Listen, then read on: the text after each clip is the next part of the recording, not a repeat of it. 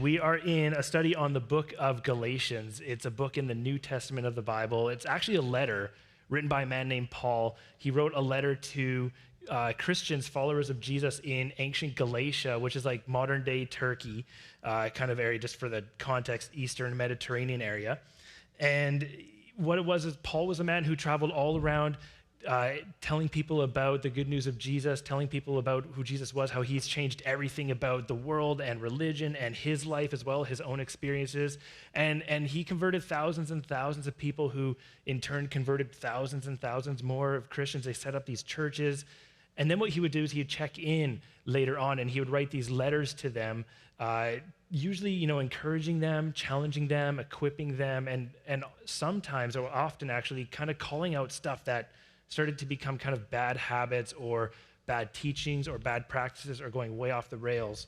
And so that's what this is. The study of this book of Galatians is Paul writing a letter to believers in Galatia and to us as well. We believe that this is stuff that we need to hear and listen to. And it's really repetitive, right? Like we have this overall theme called Jesus plus nothing, because over and over again, and we've done a couple dozen studies now already breaking through this. We're just going through verse by verse, bringing this into our life, seeing how this can talk. And the Apostle Paul, the author of this book, is saying stuff constantly like, don't go back to the old ways.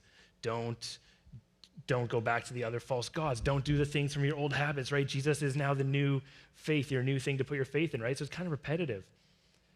But I think it's because there's something hugely important Paul's trying to get across. If you're just joining us now, that's awesome. So glad you're here. You haven't missed out. Well, you've missed out on a bunch, but it's the same kind of theme going on. Really happy you're here. Maybe you're getting bored of this, but a perfect example I always think of when I think of like, am I repeating something here? I had a friend who was a pastor who had this kind of basic 3-line truth that he added into his sermon for a year and a half straight, every single Sunday, sometimes multiple times in a Sunday. And people would sometimes come up to him and be like, you say that a lot, right? And for whatever this practice in life was, then he'd say, okay, when's the last time you had the opportunity to try this? Oh, I can't really think of it. Well, that's why I'm telling you again, because you need it. You need to hear this.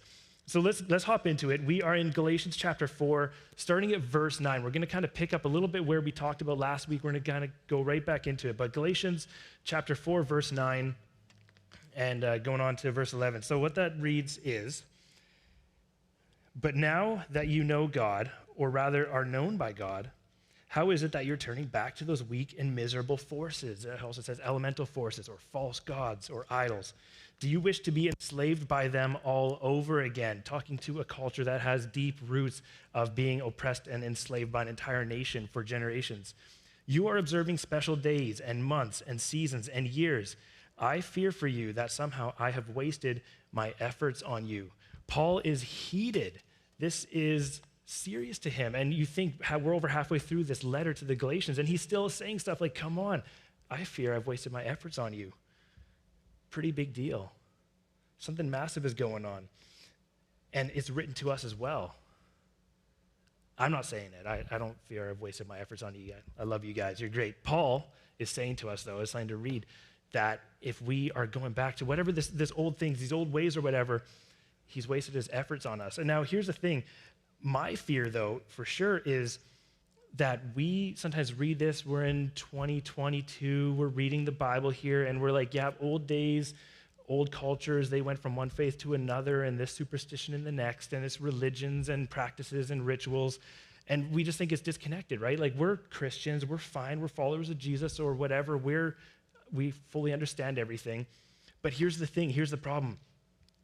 The original audience, they were followers of Jesus. They were professing. They thought they had it right. They had it figured out. They thought they were the progressive, understood the culture around them. They were woke. And Paul's saying, man, you're so far off. You keep turning back to these old things. And they thought they had it. We think we have it sometimes. We think we're doing fine. And then we need to hear these messages of saying, don't turn back. Don't be enslaved. All these things that we think in our head, and we have the cross-stitched panel thing in our bathroom mirror that says, you're doing fine, the good shepherd loves you. We think there's nothing to check in on. Just because we're not part of a context of first century Judaism with religions and temples, and you go into this place or that place or whatever, we fall regularly into the same practices and the same habits. We get enslaved by what Paul here is calling elemental forces of the world, the powers of the world, things that Paul says are not God's, but we treat like gods. They have power over our lives. So here's what we need to do this morning. And it's really exciting. It's a good one.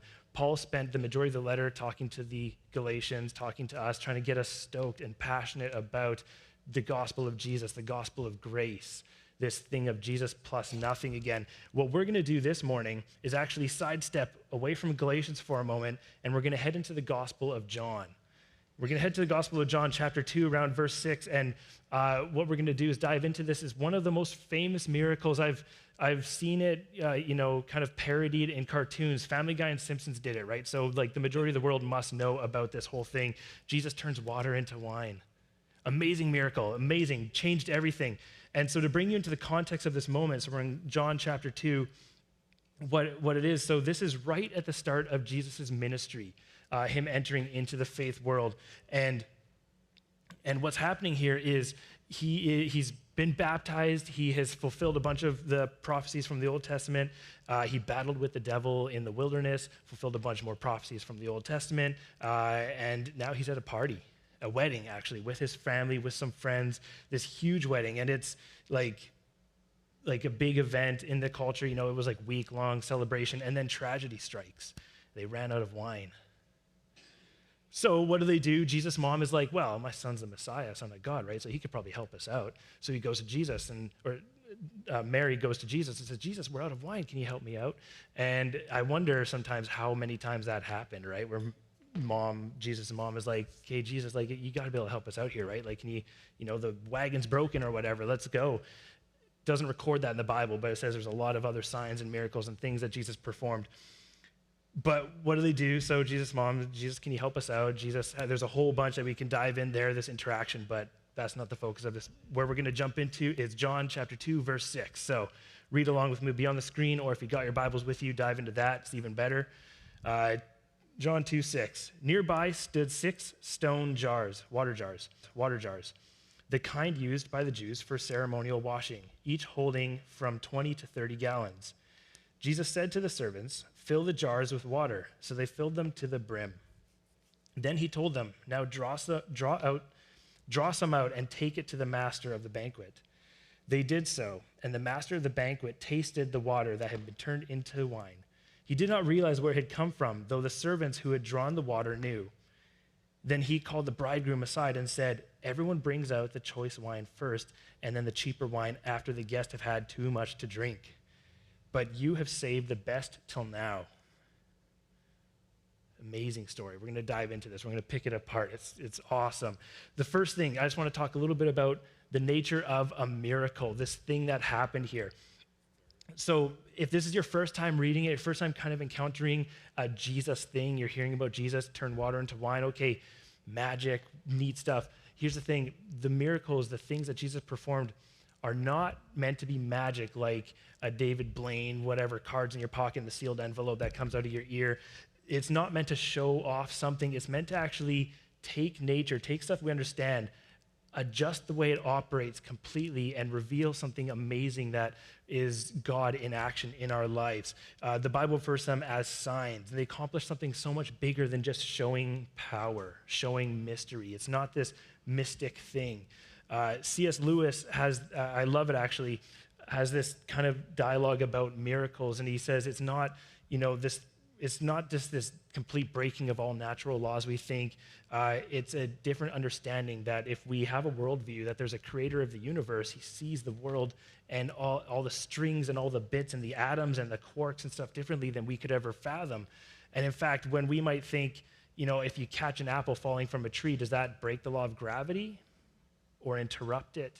How does that work? So C.S. Lewis instead says this about the way miracles kind of work and about this miracle specifically. Then if it was God who taught a grape seed to form roots into the soil and draw water up along a stem, and with the aid of water into the fruit create a juice that which then ferments. Thus every year from Noah's time to ours, God has turned water into wine.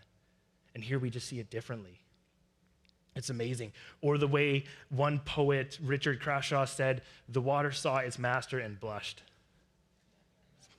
It's Beautiful. I actually thought that was going to be like a heartwarming thing, but it's kind of funny too, I guess. Sure, that's fine. That's the miracle that's going on here, right?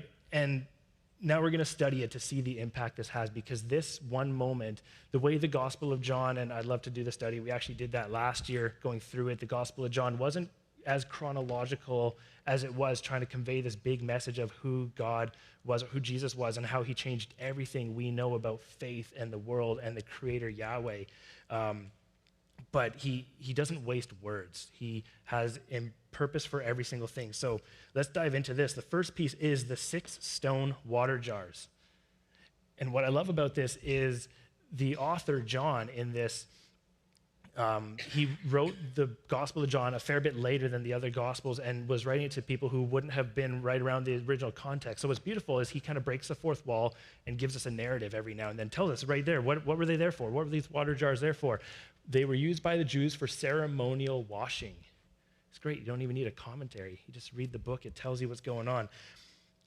What these were was jars that were essentially the epitome of the Judaistic kind of ritualistic practice of washing, of purifying, of cleaning.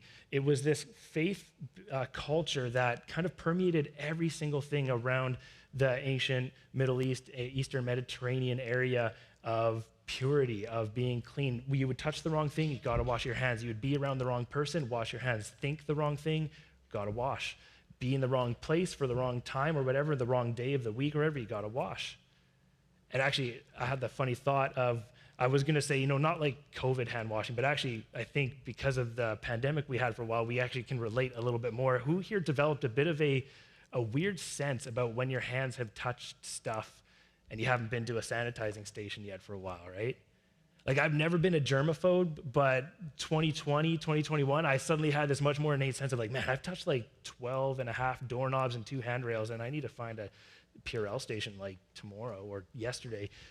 You suddenly have this awareness. That was, and more than just your hands, the culture had this sense in their minds. They knew they were unclean and you had to purify, you had to wash, and it was this repeated cycle. This was representing the epitome of what the religious practice was of the day.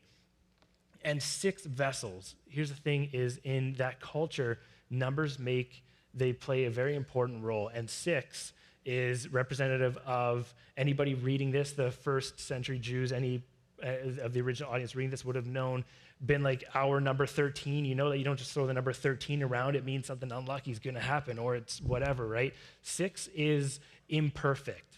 It is just short of perfection. It is incomplete, because 7 is the number of perfection, of wholeness, of completeness.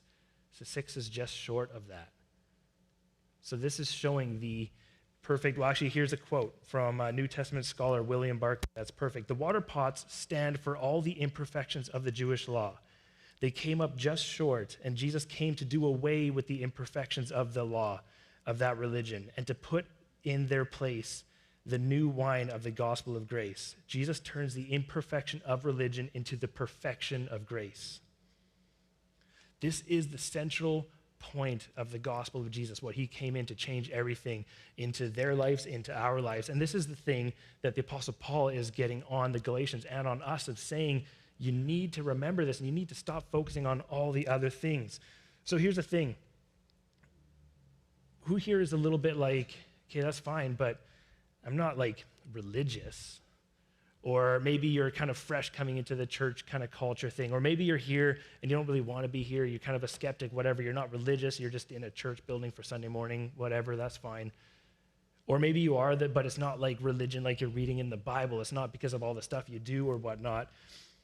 I want to challenge that. I think we are all way more religious than we give ourselves credit for. The most atheistic people I know have chunks of faith in their life they rarely like to admit to. They're controlled and guided by their pursuit for power or business practice or relationship status or sex or whatever it is.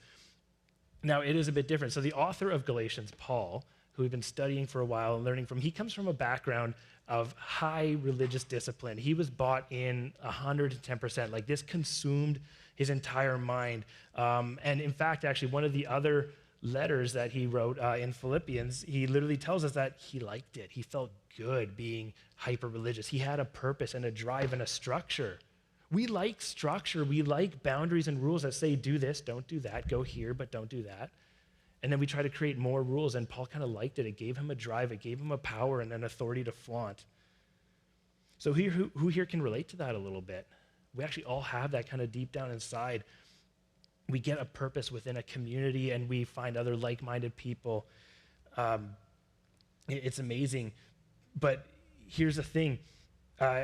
It doesn't work that well. So we have that drive. I thought of when I used to go to summer camp, we would play this game called President.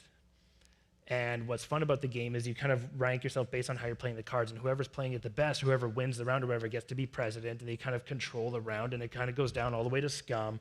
Or if you play a little bit more, there's other words for it that I won't say up here for it, the low position, right? And I was really good at the game. So I was president. I was the king. And we made in our cabins this rule where the president got to make up just some like societal rules. We kind of created a religion in a sense. We would do these things. We would walk this way and get here to this table. Now, we're also very chivalrous. So there was this girls' cabin with like a bunch of pretty girls around our age we liked. So we would always clean up their dishes. That was one of the rules I made. We liked it. We would always go to this place and be first up front for the worship. We would do these things. I also, had to take on a little bit of kingly thought. So people had to make my bed, and they had to bring me my stuff I wanted and go up to get my food. It's great until I wasn't winning. And then those rules applied to me on the other side. I didn't like it. We function constantly in what we think is right or wrong, whether it's because we're going to a temple or a church, or we're going to the casino or a strip club, whatever it is. We have senses of places where we worship because there's things in our lives for every single person that we find value, that we think gives us purpose on this planet. And here's the other factor I think that is important that we often don't think about. There's this human sense that we feel like we deserve good. We act good enough, so we deserve good. We deserve some of the karma to come back and pay us back, right? We deserve comfort, like the universe owes us something. That is a position of faith and religion. I actually have some respect for vocal atheistic thinkers. One, a brilliant communicator and very wise scientist, Neil deGrasse Tyson, who is a outspoken naturalistic atheist. He actually says this because people will often say, well, what do you think happens after you die? And I actually have some respect for it. He just owns it. He's like, yeah, so, we're this mass of chemicals and proteins that ceases to exist. So the electricity in our brain stops, and eventually we decompose into the building blocks that produce the next phases of life in our planet's gene pool. And then he gets pressed on a little bit more, and so he goes on to start theorizing about what consciousness might look like in the greater scheme of biochemistry and electricity, which is a profound faith position, but I won't get started on that. We always talk about the stuff behind the veil like we think we have some understanding or knowing, and that's faith. And then to understand the faith and what we think and wrestle around it, that is religion. To kind of put it short, at the end of the day, religion is just a man-made attempt to either put God into a box or into the world we expect, or to make a world in which we expect God wants, or whatever we're calling God, or the piece of power in our life. To say it all here, we're all religious. And then this is where it gets dark and bad, the dark side of religion, because we start to wield it like a weapon. And then that happens to followers of Jesus when we start to move away from the pure gospel of grace where Jesus came and changed everything, the water, the six stone vessels representing all the religion. He transformed it all and is gone. Instead, we wield the stuff that we think we could put God into a box around, and it becomes dangerous. And we get results of what we actually just reflected on as a nation on Friday, Truth and Reconciliation Day, because followers of Jesus wielded faith like a weapon. They wielded religion like a weapon, and not actually the gospel of grace that Jesus brings. So what this story is all about is Jesus saying, it's over, it has changed. All of that old stuff and the temples and the sacrifices and the rituals is done and finished. And one of the most influential biblical scholars right now, modern day, N.T. Wright, says this quote, and it can be offensive to Christians, to followers of Jesus too, because we often subtly have this sense of like, yeah, Jesus, everything, absolutely, but also kind of, some of the other stuff too. and the right worship songs and the right things that we do in church. But Jesus, yeah, absolutely. So N.T. Wright says this, it's a way of saying that when you hold up these pieces of religion next to Jesus, that in the cross and the resurrection, God did not actually fulfill his whole saving purpose. That Jesus did not, in fact, achieve the fulfillment of the Old Testament prophecy, and his resurrection was not the start of God's new age. That Acts is wrong, and Romans is wrong, and Galatians is wrong, and that the Revelations is wrong, and the letter to the Hebrews is wrong. You can claim these things still have validity, if you will, because they're neat, these religious pieces and rituals and practices, but you can't call yourself a follower of Jesus. So let's talk about that, because that's a challenge. That shakes us a little bit. And we need to understand what's going on here. So let's talk about the water that's turned into wine. One of the things I love, and again, John doesn't waste space. So Jesus said, take the stone vessels, fill them to the brim with water.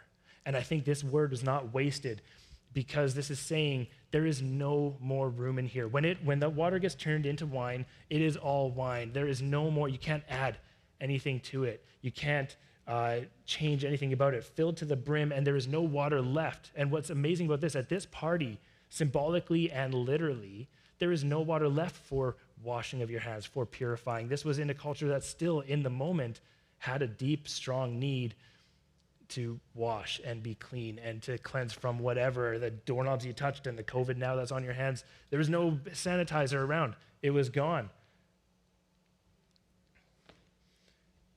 And it was a lot of wine.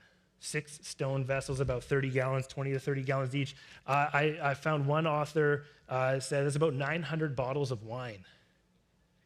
I've seen some amazing cellars, right? SNL Kitchen in Abbotsford, they've got this huge wall of whatever, and it's like 100 bottles of wine. It's pretty impressive.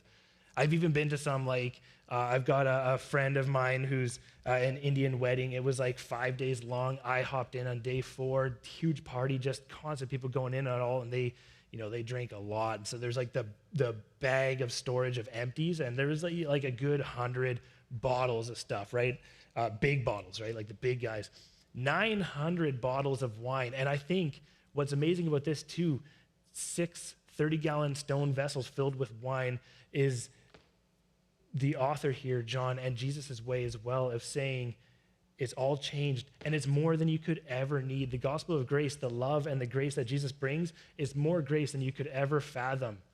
Sometimes you get in your head saying, yeah, okay, but my past is a mess. You have no idea the stuff I did in the ditches and the stuff I've injected into my body, or the things that I have said to people. 900 bottles of wine, 900 bottles of grace is more than you could ever imagine needing. You couldn't party for a year and consume that. You'd be dead if it was alcohol, yeah. So that's amazing. It's an ample amount of grace. And then the last piece, which I think is the epitome, the climactic point of what Jesus came to do here, is what the master says at the end, where he says, everyone, uses the best wine first and waits till everyone's gotten nice and drunk, and then they don't know that you're serving them grape juice with a little bit of Purell in it. You save the best wine till the end. This is the best wine he's ever tasted. And that's Jesus' way of saying water has a point, has a purpose, right? Like water is refreshing. It's good, it's got its thing. But this is better. This is better. This is new. So one author and pastor, Mark Clark, he says this. I love it. This story sets up the gospel of grace that brings Jesus into our lives, one that gives us life and hope and liberty to know God, one that brings about transformed lives in the way of money and relationship and family and power and love and wisdom by knowing God's design for all those things.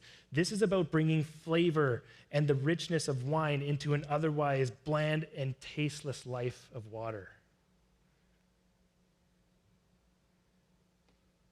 And so that's where we're going to kind of wrap today, is that this isn't just some neat Bible story that you now dive into a little bit and see, okay, yeah, there's some symbolism here, and the theology is really, really cool. Okay, now I believe it. Jesus is great.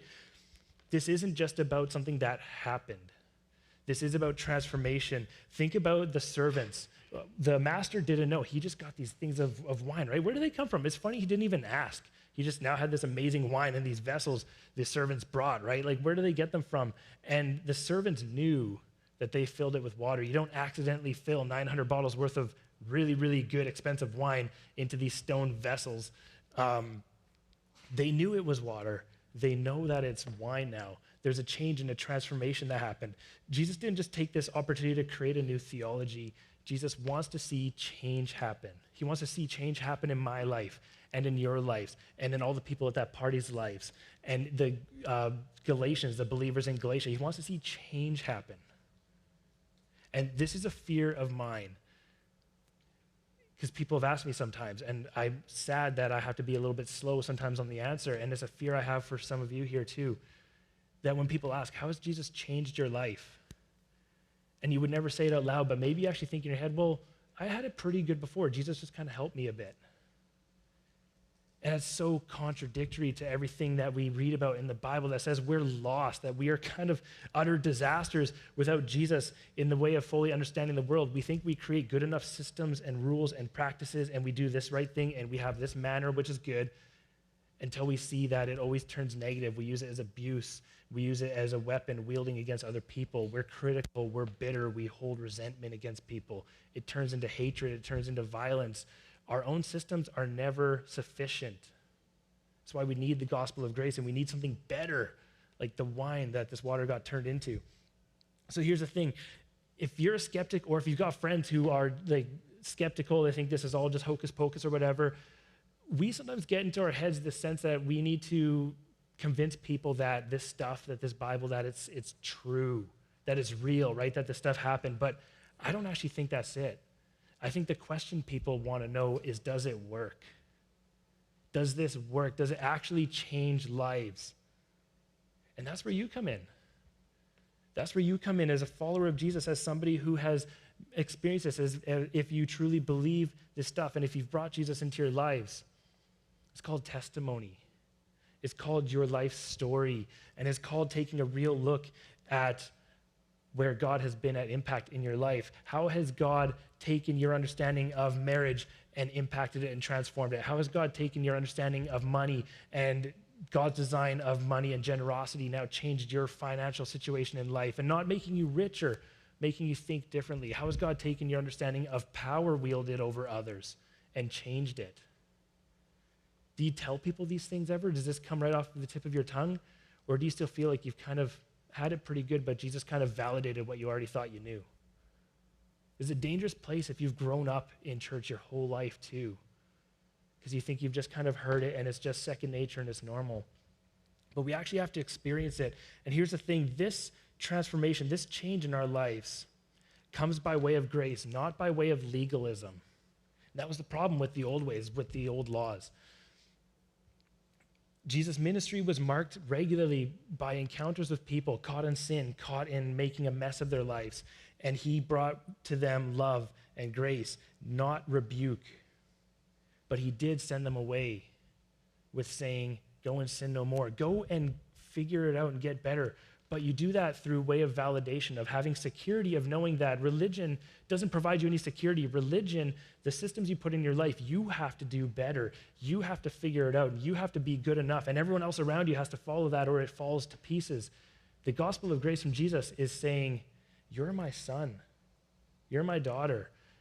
God adopts you into the family. And when you actually start believing that and feeling that truth of being God's son or daughter, literally the Bible saying that he sees you like his son Jesus. God sees you like Jesus. You start to believe that, and you start to believe God's design for the world as well, and it impacts your life.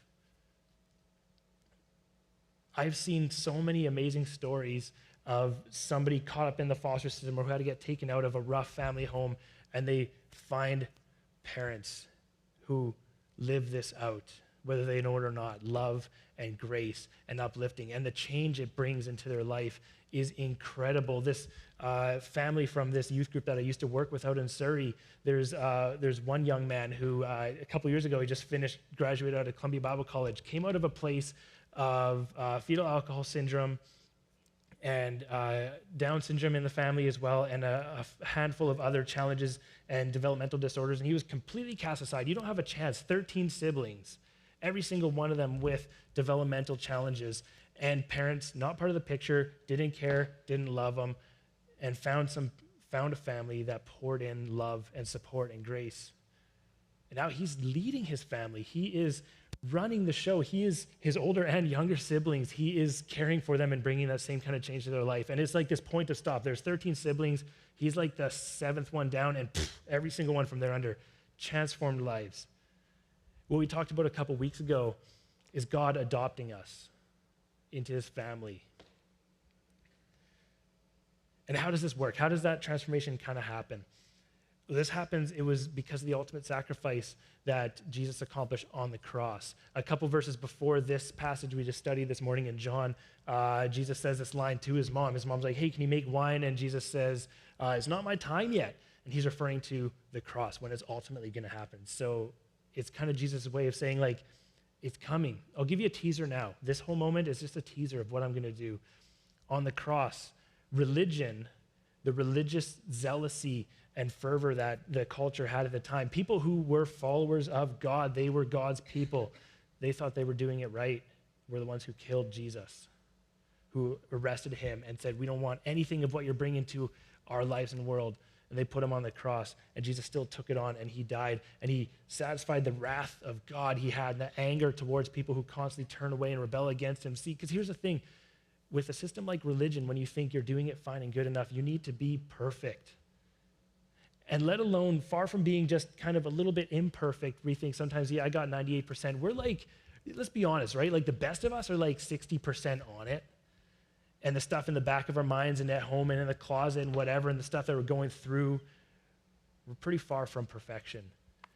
And what we actually need is the security and the understanding of Jesus taking on that weight and that heat and saying, I get it, you need the help.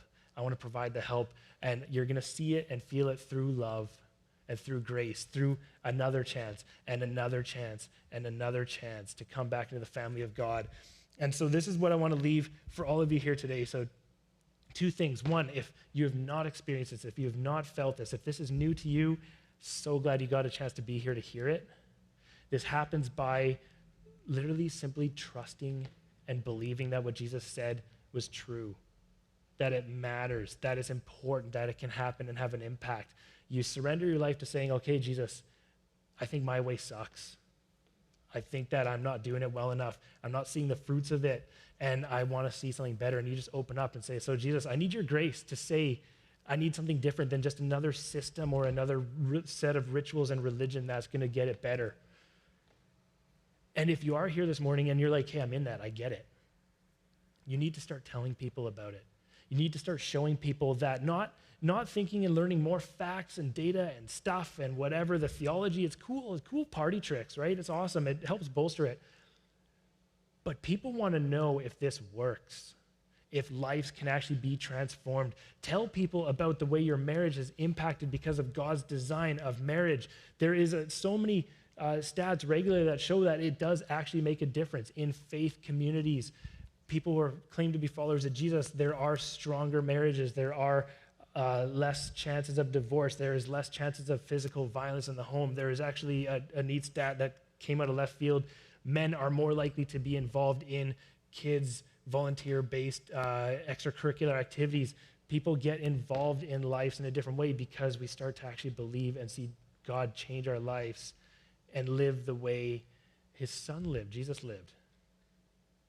If you ever find yourself thinking, what's God's will or design for me? It's in the Bible. It's actually written out crystal clear. It says to become conformed to the likeness of his son, literally to start living more and more like Jesus. That's perfection. That's the goal. It's a high bar, but that's why we have a gospel of grace. That's why we have done away with. That's why Jesus did away with 6 stone vessels filled to the brim with water and completely transformed into something better at the end of it. So pray with me here as we just end off here. God, you bring a message to us that shakes up everything, God. And you know what? I hope it challenges us and hurts a little bit. The stuff that we think that we figured out, God, you challenge it every single time. God, give us some conviction when we are putting in rules and practices in place and trying to put you into a box, God, and thinking that we can kind of work alongside you, because that's not it, God. You're above us, and we are just here with open arms, open hands, saying we need your grace, we need your forgiveness and love. God, thank you for this story that is so powerful and impacting. God, thank you for the Apostle Paul's repetition in Galatians to the church in ancient Galatia and to us, that we need to hear a message over and over and over again to hopefully start actually hitting the parts in our lives that we're still holding on to, where we're still turning back to our old practices and our old religions and rituals. And it's subtle, God. God, give us some humility that every time we think we've got it figured out perfectly down, that instead we just get turned back towards you. God, give us open minds and open hearts. And God, give us some confidence to just talk about and share about and celebrate and worship about the ways that you have changed our lives, God, the way that we're living different than the rest of the world that sometimes we see floundering with identity issues and with struggling for purpose and design. But God, that we have that kind of confidence because we have security in your gospel of grace. God, thank you so much for all of this. I just pray that you bless us, bless this place, bless the day as we go off into here, into the beautiful sunny weather, God. We pray all these things in your name. Thank you so much for joining us this morning, everyone. I do want to just also throw it, as Justin mentioned too, myself and the leadership team, we hang around here for a while after the service. We'd love to chat, to get to know you better, to pray with you if you have that need. And even if you don't think it's a need, we would still love to pray with you. We're just around here available. And otherwise, this is just a house of relationship, of getting to know each other. And next week is Thanksgiving. So we're excited for that too. But thanks for joining us this week. Have a great week.